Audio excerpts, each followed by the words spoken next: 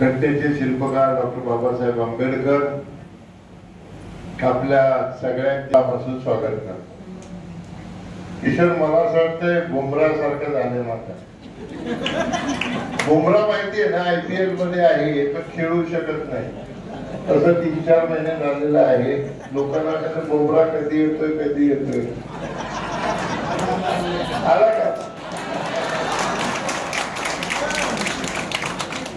त्या दिवशी मी आणि किशोर साहेबांकडे गेलो। साहेब म्हणला, साहेबांना आवडता किशोर म्हटलं, साहेबांचा प्रवेश। साहेब त्याला म्हणले, साहेब गेलेच कुठं, कसला प्रवेश काय? मी म्हटलं, साहेब मी रजेवर गेलो होतो। म्हणले, या आता रजेवरून परत। आपण शिवसेनेपासून मनाने कधी लांब झालेलो नव्हतो। परिस्थिती असते, परिस्थिती प्रत्येकाच्या इच्छा असतात, अपेक्षा असतात, त्याप्रमाणे राजकारणामध्ये प्रत्येक व्यक्ती आपापला निर्णय घेत असतात। आपण पाहिलं, अनेक आपल्यातले कार्यकर्ते, नगरसेवक वेगवेगळी भूमिका वेगवेगळ्या वेळी त्यांनी घेतली, कारण त्यांना ते आवश्यक वाटत होतं। ती परिस्थितीचा तो रेटा होता। परंतु एक निश्चित आहे की शिवसेना, जसं किशोर म्हटला किंवा तुम्ही म्हटला तसं, ही कार्यकर्त्यांची संघटना आहे, कार्यकर्त्यांच्या जीवावर उभी राहिलेली संघटना आहे, नेते ओरिएंटेड संघटना नाहीये। आणि त्याच्यामुळं या कार्यकर्त्यांमुळेच या महाराष्ट्र राज्यामध्ये शिवसेना इतक्या वर्षापासून तगरून राहिलेली। सुदैवानं आपल्याला एक अतिशय धाडसी आणि 24 तास काम करणारं असं नेतृत्व शिंदे साहेबांच्या माध्यमातून मिळाल्यामुळं आपल्या सगळ्यांचे जे जे शक्य आहे ते प्रश्न सुटण्याला मदत झाली। आपण वैयक्तिक विषय थोडासा बाजूला ठेवा की माझं हे झालंय, माझं ते झालं नाही, परंतु या राज्यामधल्या सर्वसामान्य लोकांना, महिला असतील, रिक्षावाले असतील, शेतकरी असतील, सिनियर सिटीजन असतील, या लोकांसाठी इतके प्रचंड निर्णय साहेबांनी घेतले की साहेबांनी घेतलेल्या निर्णयामुळं, त्यांच्या 24 तास काम करण्यामुळं आणि त्यांच्या कॉमन मॅन या इमेजमुळे ही सत्ता एवढ्या मोठ्या प्रमाणावर युतीकडे आली। त्याच्यामध्ये त्यांचा सिंहाचा वाटा आहे।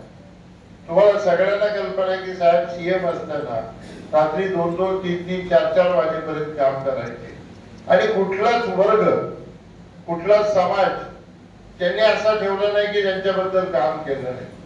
साधे आपले रिक्षा चालक, वाहन चालक आहे, त्यांच्यासाठी महामंडळ केलं, सिनियर सिटीजन लोकांसाठी महामंडळ केलं, त्या लोकांना 50-50 कोटी रुपये दिले। असं नाही की नुसतं काहीतरी डिक्लेअर केलेलं आहे।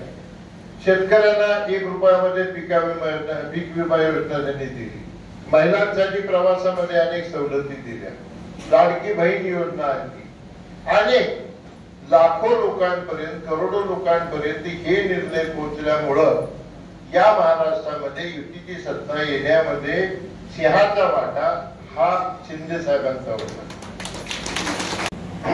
कुणी काय केलं होतं, काय नव्हतं केलं, तो विजय बोलला तसं ते खाडीत गेलं। आणि हे बघा, कार्यकर्ते लहान असतात, बऱ्याच वेळा विचारामध्ये गमजत होती, बऱ्याच वेळा आपसात काहीतरी वाद असतो आणि ते काहीतरी छोटीशी चूक करतात, पण ती चूक रहित धरून माझ्या डोक्यामध्ये ते राहतं असं कुणी मनामध्ये आणू नका, कुणीच आणू नका।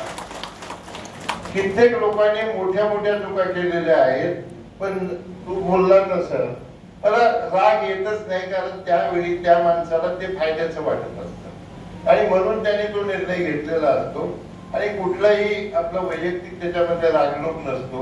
आता मला वाटलं उभं राहायचं, मी निर्णय घेतला, तसं त्याला काही त्या कार्यकर्त्याला वाटत असेल, त्यांनी काही केलं असेल, ते काही फार मोठी गोष्ट नसते।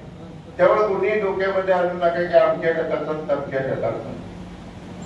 आणि याच्या पुढे लक्षात ठेवा की महापालिकेची निवडणूक तुम्ही समजता तेवढी सोपी नाही। लक्षात घ्या, कुठल्याही प्रकारची परिस्थिती उद्भवू शकते आणि म्हणून आपल्याला आपण एकजूट राहिलो तर आणि तर आपला टिकाव लागेल किशोर।